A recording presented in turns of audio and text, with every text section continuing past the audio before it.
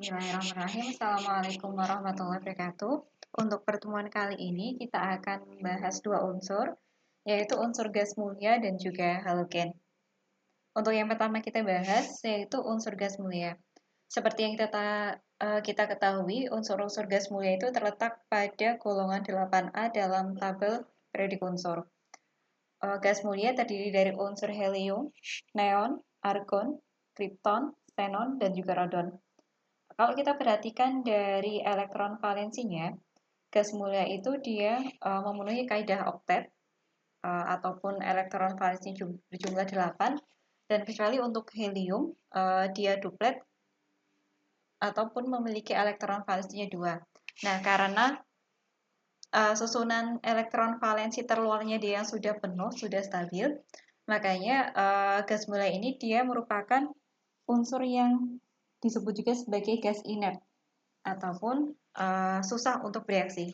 Kata-kata inert sendiri artinya lamban dalam hal bereaksi. Nah, unsur-unsur gas mulia ini dia di alam terdapat dalam keadaan bebasnya karena tadi dia tidak memerlukan elektron dari unsur, tidak memerlukan elektron dari unsur lain ataupun melepaskan elektron agar stabil. Makanya di alam dia ditemukan sebagai gas monoatomik ataupun ditemukan dalam keadaan bebasnya. Nah, untuk pembahasan ke depan, radon tidak akan kita bahas karena radon ini dia merupakan gas mulia yang sifatnya radioaktif. Nah, karena sifat radioaktifnya ini kan waktu paruhnya dia sangat pendek, sehingga jarang diteliti untuk radon. Nah, kita beralih ke sifat fisis dari gas mulia, hampir sama dengan alkali dan juga alkali tanah yang kemarin sudah kita bahas berkaitan dengan sifat fisiknya. Yang pertama kita bahas berkaitan dengan jari-jari atomnya. Kalau kita perhatikan jari-jari atomnya dalam satu golongan dari atas ke bawah, dari helium sampai dengan radon, karena bertambahnya nomor atom, maka jari-jari atom dari gas mulia juga akan semakin bertambah. Semakin bertambahnya jari-jari atom akan berakibat pada harga energi ionisasinya. Energi ionisasi ataupun energi pengionnya. Semakin besar jari-jari atomnya, maka energi ionisasinya dia justru akan semakin kecil. Artinya dia akan semakin mudah untuk melepaskan elektron.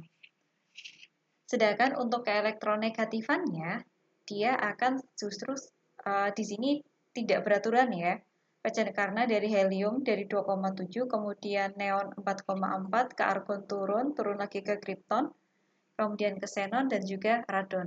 Dari helium 2,7 kemudian meningkat ke neon, tapi dari neon ke bawah sampai ke radon, ke elektronegatifannya itu dia semakin kecil.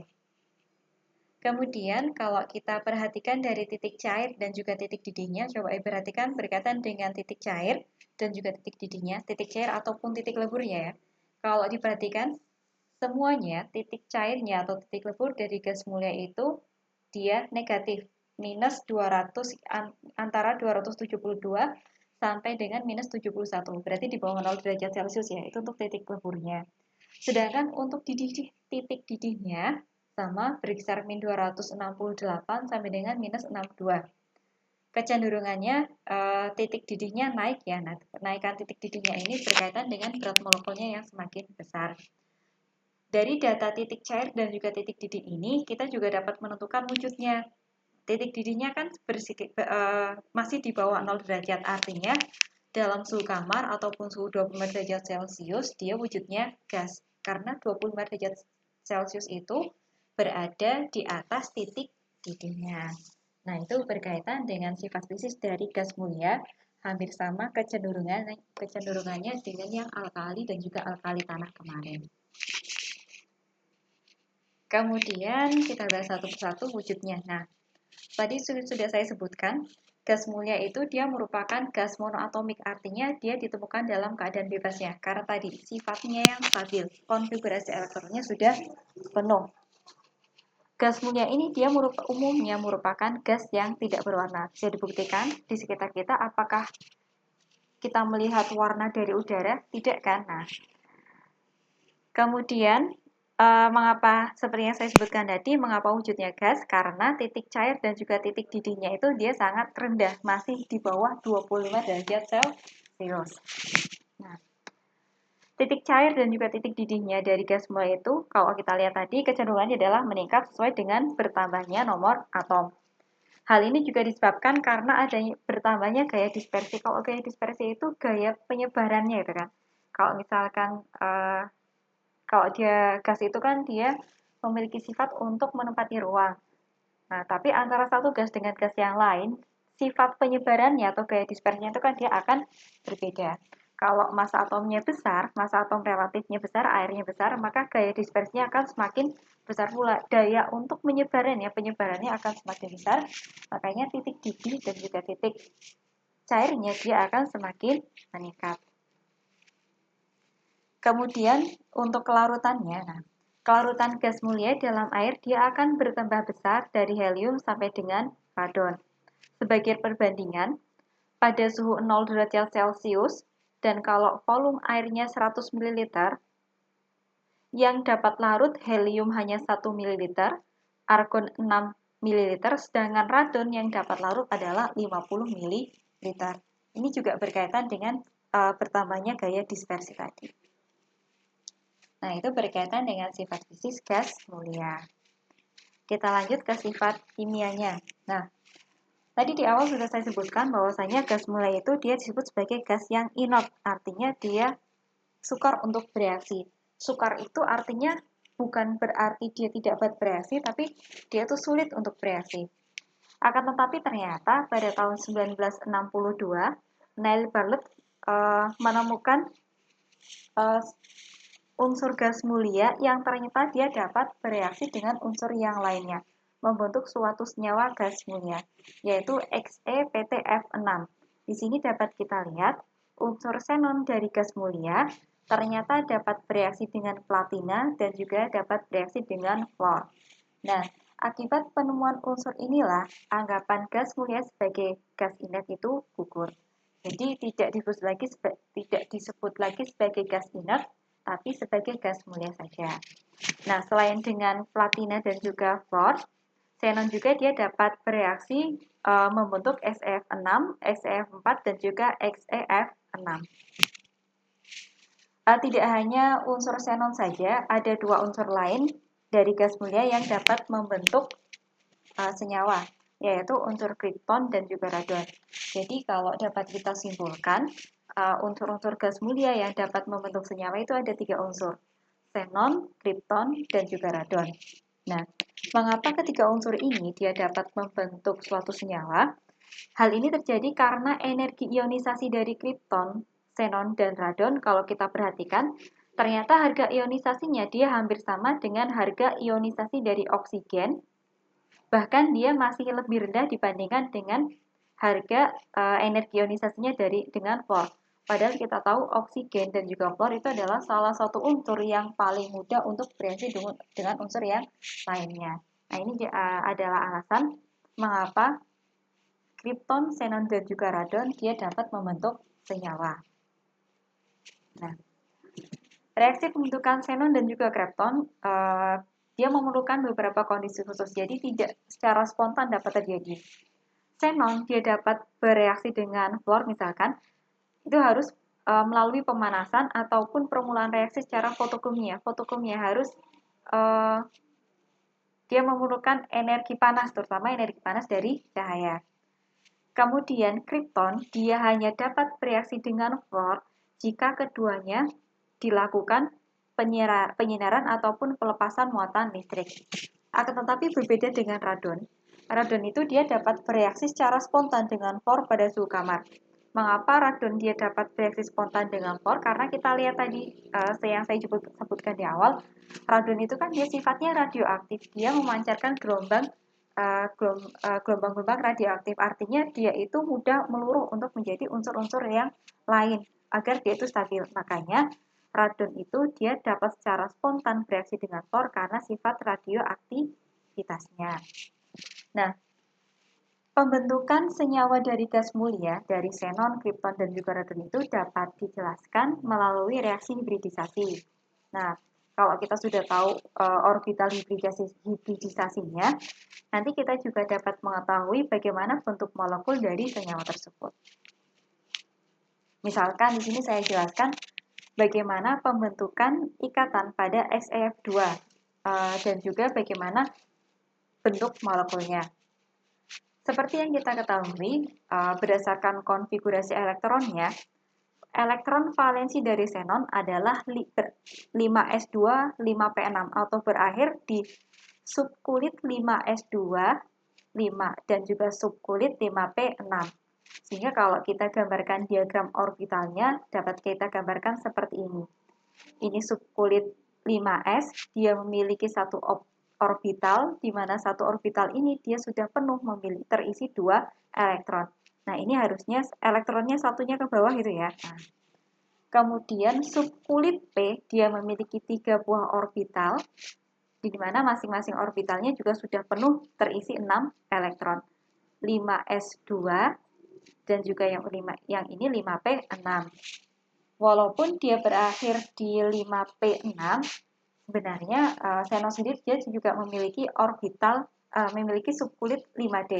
Akan tetapi orbital-orbital pada subkulit 5D ini dia kosong, tidak terisi elektron. Nah, kita kembali lagi ke ikatan XeF2. Agar membentuknya XeF2, artinya kan xenon itu dia harus memiliki elektron bebas, di mana elektron yang tidak berpasangan, yang nantinya elektron ini dia yang akan digunakan untuk berikatan dengan fluor. Ternyata di sini xenon dia berikatan dengan 2 buah atom fluor. Artinya xenon harus memiliki 2 buah elektron bebas yang nantinya dapat berikatan dengan 2 atom fluor ini. Sehingga xenon dia akan mempromosikan satu elektronnya dari subkulit P ke subkulit D yang masih kosong. Nah, proses perpindahan satu elektron dari subkulit P ini ke subkulit D ini yang disebut sebagai proses hibridisasi. Nah, bisa dilihat sekarang xenon sudah memiliki 2 buah elektron bebas. 2 buah elektron bebas ini, 2 buah elektron yang tidak berpasangan inilah yang nantinya berikatan dengan 2 atom fluor. Nah, sehingga kalau kita perhatikan rumusnya, akan terbentuk orbital sp3d. S-nya berawal dari subkulit S ini, kemudian P-nya berasal dari subkulit P, artinya subkulit P ini dia 3 orbitalnya berisi elektron, dan jika subkulit D hanya ada satu orbital yang terisi elektron, sehingga rumusnya adalah sp3d. S 1 orbital, P 3 orbital, dan D 1 orbital. Rumus orbital hibridanya adalah sp3d. Nah, untuk orbital hibrida sp3d ini bentuk molekulnya adalah bipiramida trigonal ataupun bipiramida segitiga. Nah, 2 elektron yang tidak berpasangan tersebut kemudian berikatan dengan fluor membentuk XeF2. Ini ya, 2 elektron ini yang nantinya akan berikatan dengan atom fluor. Nah, hibridanya sp3d. Beberapa macam orbital hibrida yang umumnya terbentuk untuk senyawa-senyawa dari gas mulia. Ada sp3d tadi yang bipiramida trigonal, bisa juga sp3d2 oktahedron. Kemudian ada juga sp3d3 dengan bentuk molekulnya bipiramida segi 5. Dengan cara yang sama, tugas kalian adalah menentukan bagaimana hibridisasi pembentukan senyawa XeF4 dan juga XeF6. Kemudian silakan kalian perkirakan bagaimana bentuk molekulnya sama dengan cara yang di slide ini. Untuk bentuk molekulnya silakan bisa dicek dari gambar ini. Nah, lanjut sekarang kita ke halogen. Halogen ataupun di dalam tabel periodik terletak pada golongan 7A, terdiri dari unsur fluor, klor, brom, iod, dan juga astatin. Nah, unsur-unsur ini mengapa disebut sebagai halogen? Karena unsur-unsur ini merupakan unsur-unsur pembentuk garam. Misalkan halogen ini kan dia umumnya sebagai pembentuk asam halida. Asam halida kalau misalkan dia bereaksikan dengan basa, nanti dia akan membentuk garam. Nah, inilah mengapa unsur-unsur pada golongan 7A ini disebut sebagai golongan halogen atau pembentuk garam. Nah, tidak semua unsur halogen di sini akan saya bahas. Untuk astatin, dia tidak kita bahas karena sifatnya tadi, sifatnya radioaktif. Karena sifatnya radioaktif, waktu paruhnya dia yang sangat pendek sehingga sifat-sifatnya belum banyak diketahui. Nah, sekarang kita ke sifat fisik dari halogennya. Seperti biasa, yang kita bahas adalah dari jari-jarinya.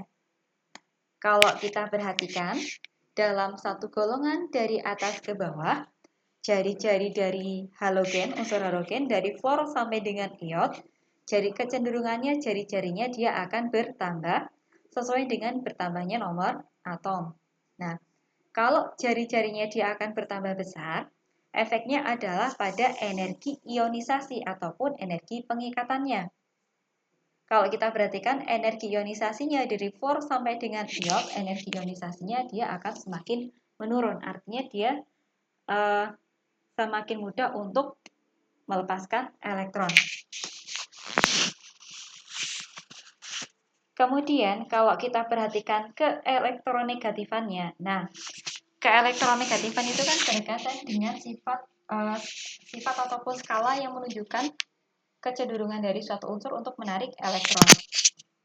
Kalau kita perhatikan harga skala keelektronegatifannya dari fluor sampai dengan iod, keelektronegatifannya dari fluor sampai dengan iod kecenderungannya adalah semakin kecil. Artinya kemampuan untuk menarik elektron dalam unsur halogen dari atas ke bawah dia akan semakin kecil. Dari fluor ke iod dia akan semakin kecil. Nah, sifat keelektronegatifannya yang makin kecil ini nanti ada kaitannya berkaitan dengan daya reaktivitasnya, kereaktifannya. Berbeda dengan alkali dan juga alkali tanah kemarin, daya kereaktifannya ditentukan dengan energi ionisasi, tetapi untuk halogen, kereaktifannya ditentukan oleh keelektronegatifannya. Mengapa demikian? Coba perhatikan lagi halogen, dia elektron valensinya sudah 7. Agar dia menjadi stabil seperti halnya gas mulia, dia lebih mudah untuk menarik satu elektron dibanding melepaskan satu elektron. Nah, menarik elektron itu kan kaitannya dengan keelektronegatifan. Nah, berarti dalam satu golongan halogen ini, kereaktifannya dari fluor sampaikan ke iod, kereaktifannya dia akan semakin menurun. Karena tadi, yang paling elektronegatif, yang paling kuat untuk menarik elektron adalah dari fluor ini. Jadi bukan energi ionisasinya ya, tetapi keelektronegatifannya yang menentukan kereaktifan dari unsur halogen. Karena halogen elektron valensinya sudah 7, dia agar menjadi stabil, dia kecenderungannya adalah untuk menarik satu elektron. Kemudian untuk titik didih dan juga titik cairnya. Kalau kita perhatikan dari titik cair dan juga titik didihnya, untuk fluor dan juga klor, titik didihnya itu dia berada di bawah suhu kamar, di bawah 25 derajat Celcius. Sehingga dari data ini kita dapat mengetahui bahwasanya fluor dan juga klor pada suhu kamar ataupun suhu 25 derajat Celcius wujudnya adalah gas. Untuk brom, karena titik didihnya 59, di mana 59 itu di atasnya 25 derajat Celcius, dia wujudnya adalah cair. Sedangkan untuk iod, nah, titik didihnya memang berada di atas 20 derajat, 184, tetapi titik cairnya, dia juga ternyata sangat tinggi, 114 derajat Celcius, di atasnya 25. Berarti 25 derajat itu dia berada di titik leburnya. Makanya iod ini dia wujudnya padat. Jadi perlu diingat lagi bagaimana wujudnya. Kalau kita perhatikan dari titik didih dan juga titik cairnya ya, fluor dan juga klor, titik didihnya minus di bawah 0 derajat Celcius ataupun di bawah 25, makanya wujudnya adalah gas. Brom, titik didihnya 59, di atasnya 25 derajat Celcius, makanya wujudnya adalah cair. Sedangkan iod, karena titik cair atau titik lebur dan juga titik didihnya berada di atas 25 derajat Celcius, makanya wujudnya adalah padat. Kita lanjutkan.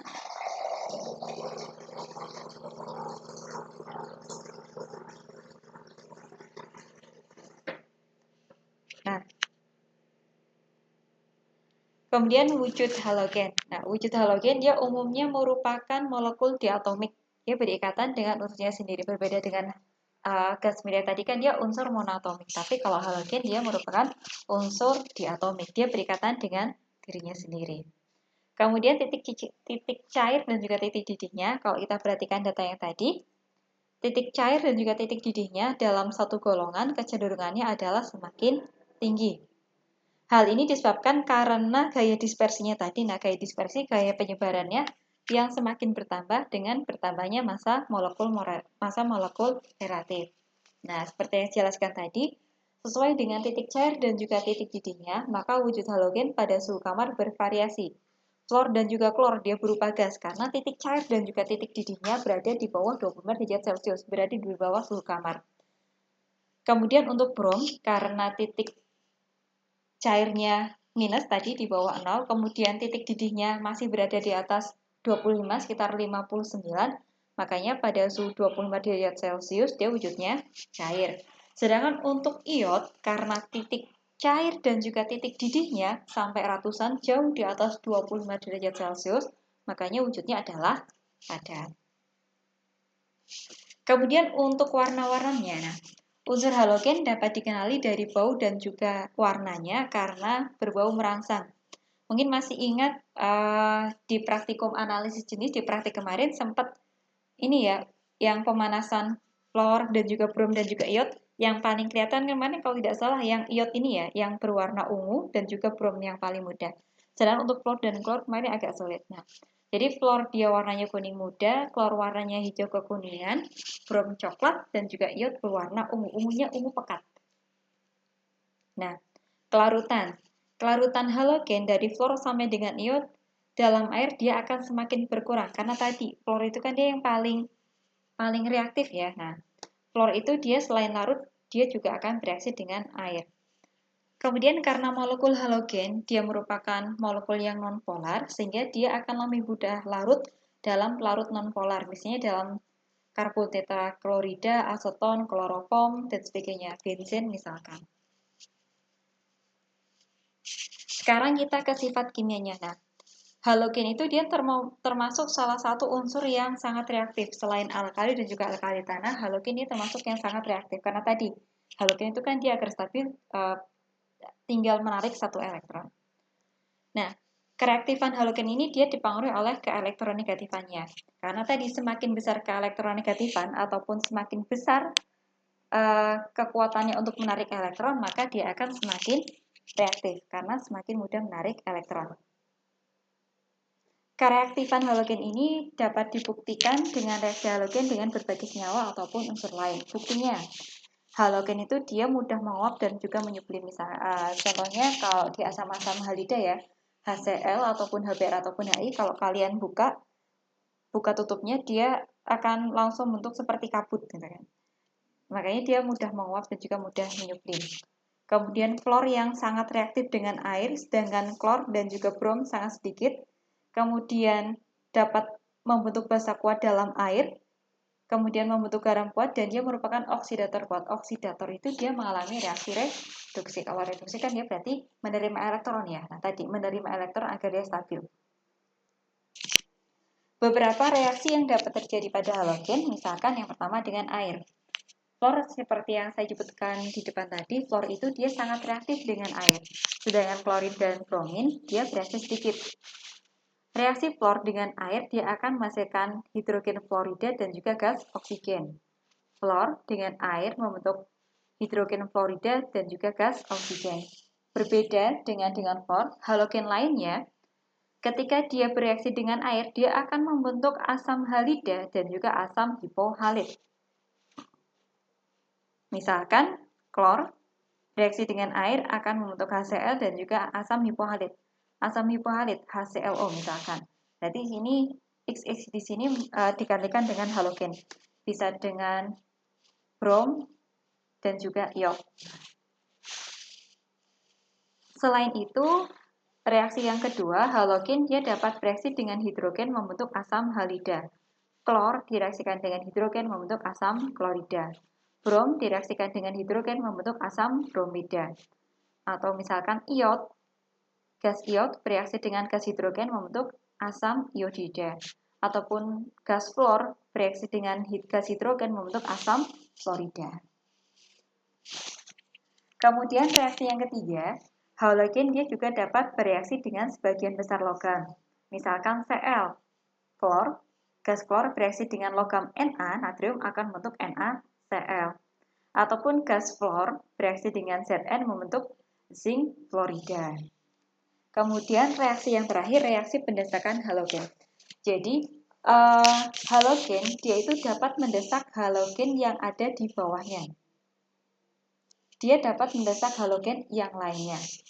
Ada suatu halogen, ketika dia direaksikan dengan halogen yang kedua, maka akan terbentuk ion halogen 1 dan juga halogen yang kedua. Artinya, halogen 1 ini dia akan mendesak halogen yang kedua. Sehingga halogen 1 ini dia akan menjadi ion, sedangkan halogen kedua ini dia akan membentuk senyawa. Nah, yang perlu diperhatikan pada reaksi pendesakan halogen 1 itu dia harus lebih kuat mendesak halogen kedua. Ataupun lebih mudahnya, halogen 1 ini dia harus berada di atas di halogen kedua dalam tabel periodik unsur. Contohnya, brom, dia dapat mendesak ion iod pada senyawa kalium iodida. Makanya Br ini dia dapat mendesak I. Reaksinya menjadi KBr dan juga I2. Brom, dia juga dapat mendesak imin, ion imin, bromnya menjadi ion Br-, dan juga membebaskan gas I2. Nah, bagaimana dengan yang lainnya? Nah, brom di sini ketika direaksikan dengan NaCl, brom tidak dapat mendesak Cl, karena Cl letaknya di atasnya Br dalam tabel periodik. Makanya di sini dia tidak terjadi reaksi. Begitu juga ketika gas brom direaksikan dengan ion Cl-, maka di sini dia tidak terjadi reaksi. Oh, ini maksudnya tandanya tidak terjadi reaksi ya. Nah. Kemudian daya oksidasinya. Halogen di sini dia merupakan oksidator kuat. Ingat, kalau oksidator itu artinya dia mengalami reaksi reduksi. Kalau reaksi reduksi itu kan dia mengalami penurunan bilangan oksidasi. Artinya dia semakin negatif. Kalau semakin negatif kan dia artinya menangkap elektron, dia menerima elektron. Nah, sifat oksidator halogen ini dia dari atas ke bawah dia akan semakin lemah karena elektronegativitasnya yang menurun tadi. Tadi kan elektronegatifannya dari atas bawah dia kan semakin menurun, artinya daya untuk menarik elektronnya kan dia akan semakin lemah. Nah, hal ini juga yang mendasari mengapa halogen-halogen dapat mengoksidasi ion halida di bawahnya atau dapat mendesak halida di bawahnya. Contohnya tadi ya, fluor dia dapat mendesak Cl. Makanya di sini menjadi Kf dan juga Cl2 atau dapat ditulis seperti ini. F2 mendesak ion Cl- menjadi ion F- dan juga Cl. Ataupun di sini ada fluor dapat mendesak imin menjadi ion Cl- dan juga gas I2. Yang terakhir berkaitan dengan kekuatan dari asam-asam yang berasal dari halogen. Ada dua asam yang kita bahas, ada asam halida dan juga asam oksihalogen. Nah, asam halida ini dia berasap di udara. Kalau kalian buka HCl, tutup botol HCl itu kan dia langsung uap-uapnya langsung keluar gitu ya. Nah, kalau kita perhatikan dari kekuatan asam halidanya, ternyata dari Hi, HBr, HCl, dan juga HF, kekuatan asamnya ternyata asam iodida lebih besar daripada asam bromida. Asam bromida lebih besar daripada asam klorida, sedangkan asam klorida dia lebih besar daripada asam fluorida. Artinya, dalam satu golongan, dari atas ke bawah, kekuatan asam halidanya dia akan semakin besar. Yang paling lemah asam fluorida ya. kemudian baru diikuti asam klorida, diikuti asam bromida, dan terakhir yang paling kuat adalah asam iodida. Sedangkan untuk titik didihnya yang paling besar adalah asam klorida. Karena pada asam klorida ini dia terjadi ikatan hidrogen. Jadi antara kekuatan asam dengan titik didihnya dia berkebalikan. Kalau kekuatan asamnya dari atas ke bawah dia akan semakin besar. Kalau titik didihnya dari atas ke bawah justru akan semakin kecil. Berikutnya asam oksihalogen. Jadi di sini asamnya selain hidrogen, selain berikatan dengan halogen, dia juga mengikat oksigen. Nah, asam oksihalogen ini dia merupakan oksidator yang kuat. Oksidator dia mengalami reduksi itu ya. Dia kecenderungannya untuk menarik elektron. Nah, sifat asam dari asam oksihalogen ini dia akan makin kuat dengan bertambahnya atom oksigen. Jadi kalau atom oksigennya tambah banyak, maka dia kekuatan asamnya akan makin besar. Karena kalau atom oksigennya makin banyak, maka ikatan oksigen dengan hidrogennya dia akan makin polar. Sehingga dia akan makin mudah untuk melepaskan H+. Kalau H+-nya makin banyak kan berarti kan asamnya dia akan makin kuat.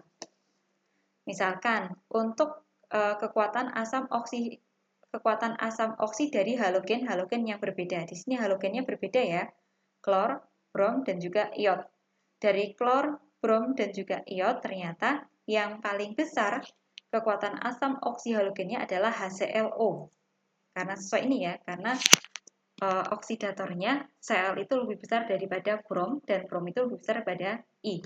Makanya HClO dia makin besar. Kekuatan asamnya makin besar. Kemudian kalau kekuatan asam oksi kalau halogennya sama. Di sini halogennya sama-sama dari Cl ya. Nah, kalau seperti yang dari pernyataan yang di atas ini, kalau oksigennya makin banyak, berarti dia makin kuat. Nah, di sini HClO oksigennya 4, kemudian oksigennya 3, oksigennya 2, dan oksigennya 1. Ternyata yang paling kuat keasamannya adalah HClO 4 karena oksigennya yang paling banyak. Nah, kira-kira itu materi untuk gas mulia dan juga halogen. Silakan dikerjakan tugas yang ada di slide ini. Terima kasih untuk perhatiannya. Jika ada pertanyaan bisa menghubungi Bu Reta. Saya akhiri. Wassalamualaikum warahmatullahi wabarakatuh.